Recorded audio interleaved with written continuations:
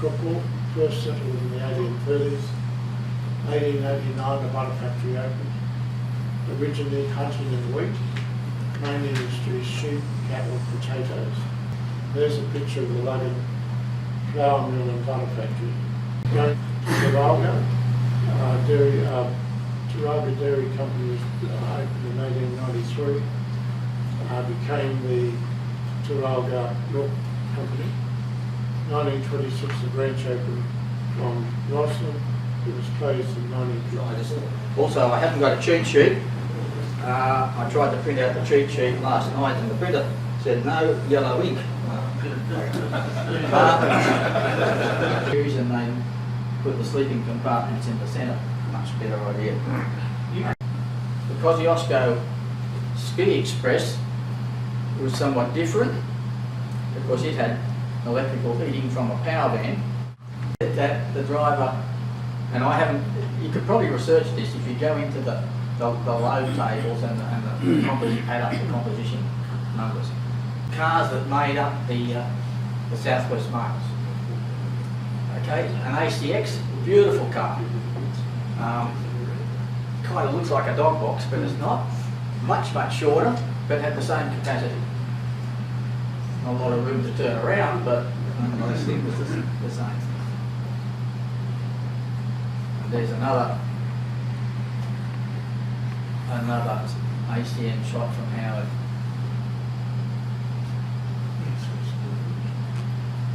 The ACS was a 72-foot 6-inch car.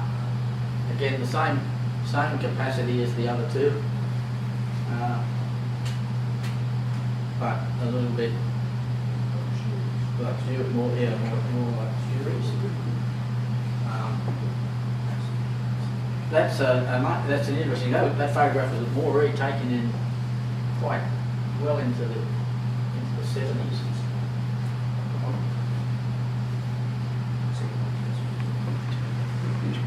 That's about as pristine as we'll get. I think it came out of workshops a few days before that.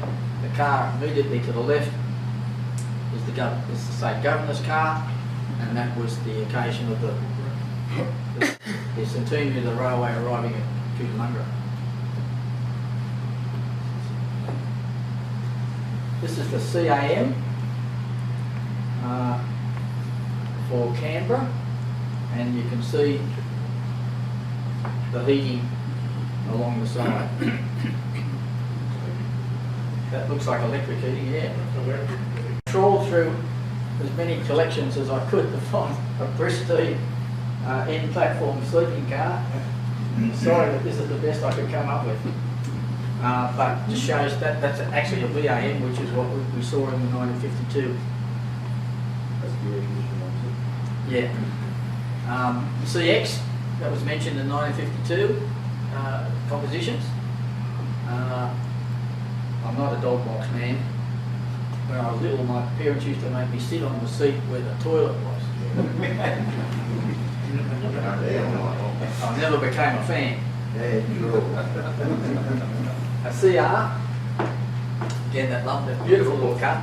I'm sorry I haven't got a really good one to show, but like most projects, it's running late. I was promised one, like Dad's one here today, but it didn't materialise. Right, so this is Dale's presentation, obviously. We've just put together a group of single box photos from the south.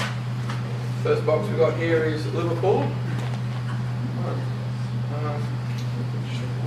We're standing until mid-90s. Pull down there. Now I've slipped in a few signal photos. This Dale being a signalman, signals in there too. So I've happened to find a few along the way. You guys would be a good judge of what year that would be with those brand new cars on there. But I wanted to highlight the fact that there's sort of quite a few finding signals on the south, rather unique things. Some vegetation, some trees and some further details. So that's what we'll be talking about.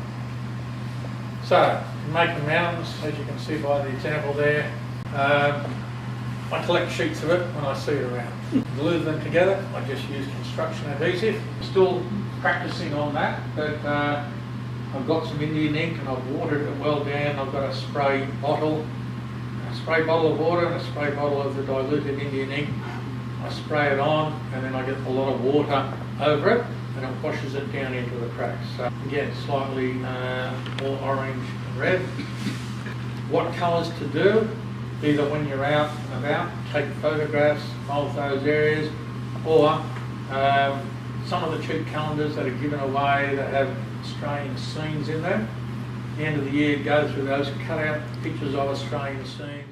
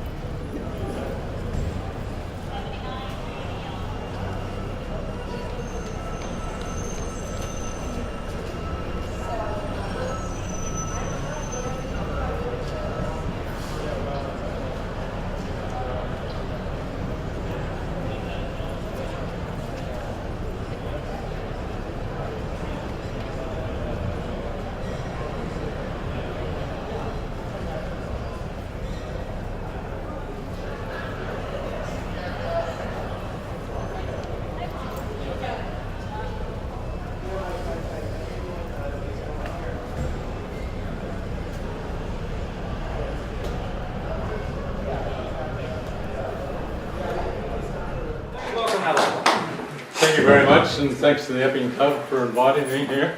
So, with the American interests, I realised that the Tehachapi Loop in Southern California, because I was interested in South Pacific and Santa Fe, and I thought that's an interesting place to model.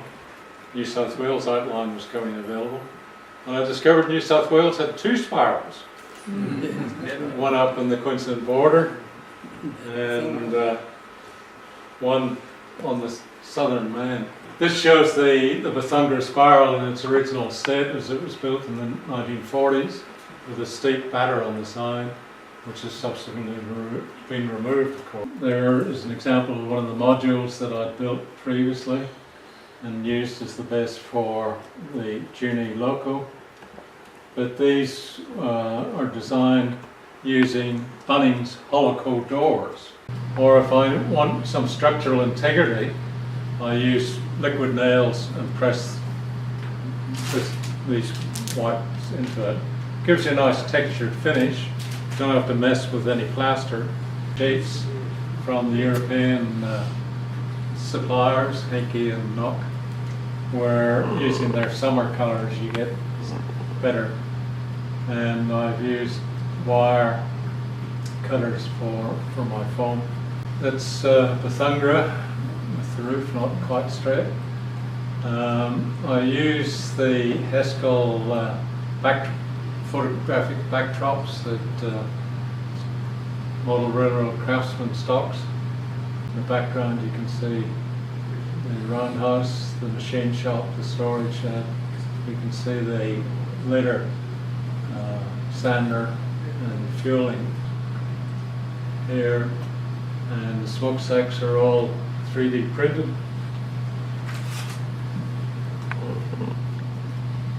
I'll pass those around so that you can nudge your neighbour and waken them up.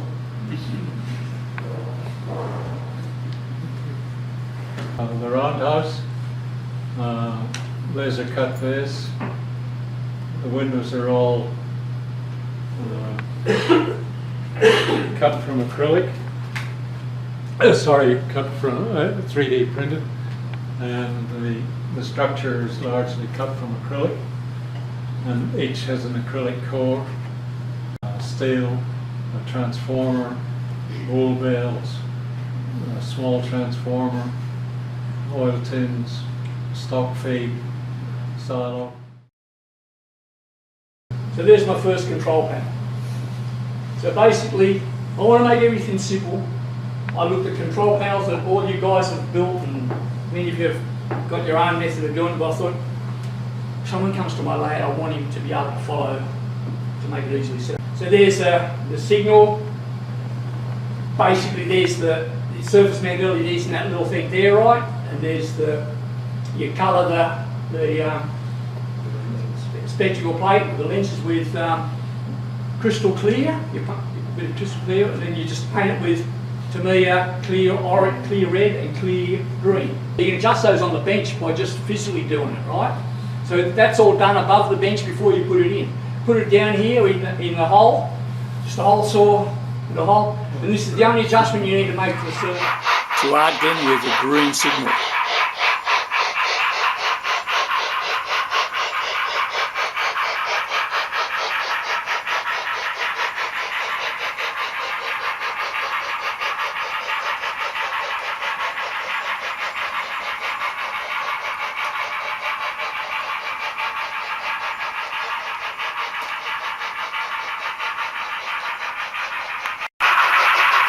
Male imparting arc-in with the green signal in the block ahead.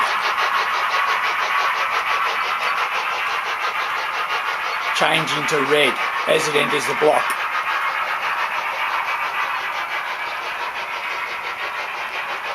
The up starting signals at Pangella, still at green, suggesting the head of block is clear.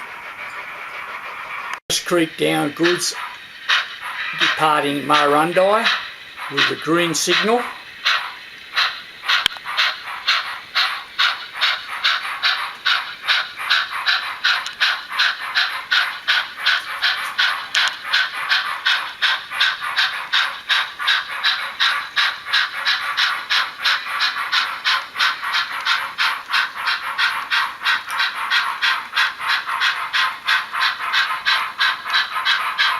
Yep, male approaching Pangella.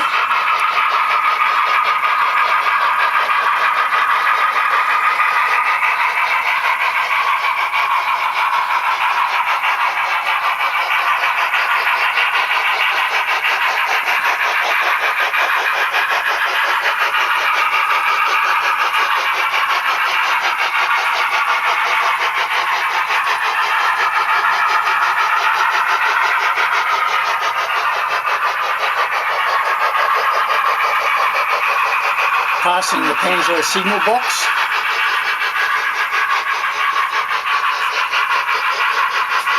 He has to stop at the up starting signal as the block between Pangella and Marundai is occupied. The operator of the down goods can see the male in the loop, so he sets his road through Pangella's loop.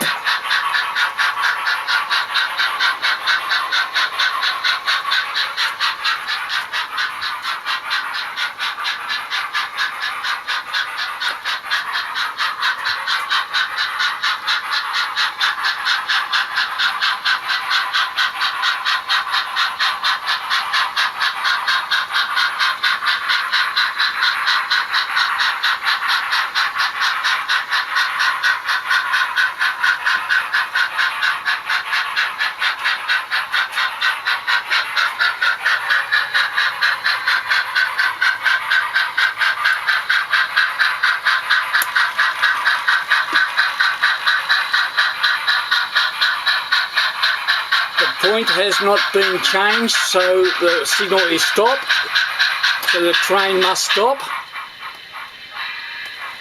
Changes his point.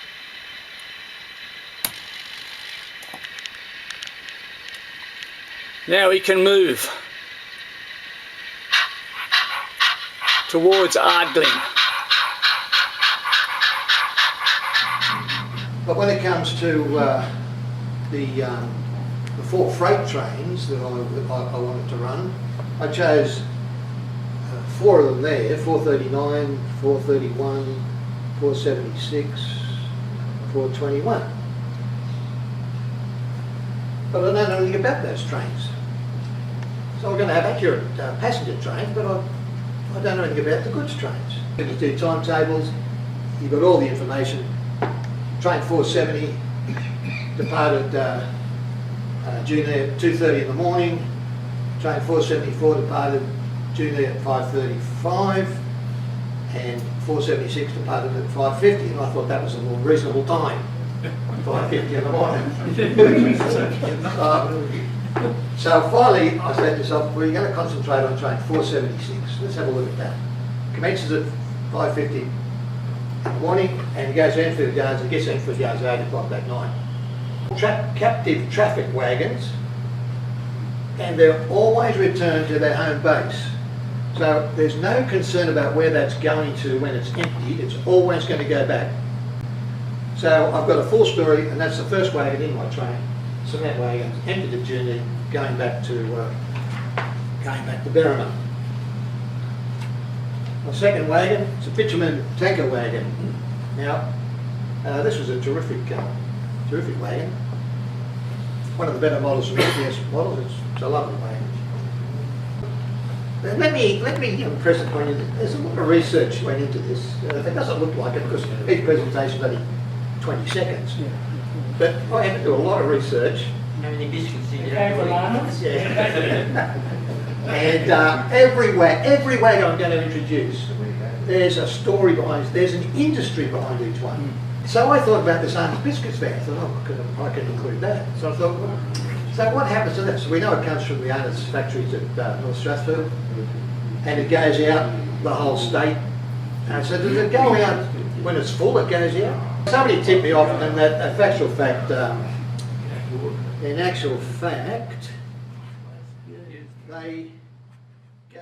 go to this one.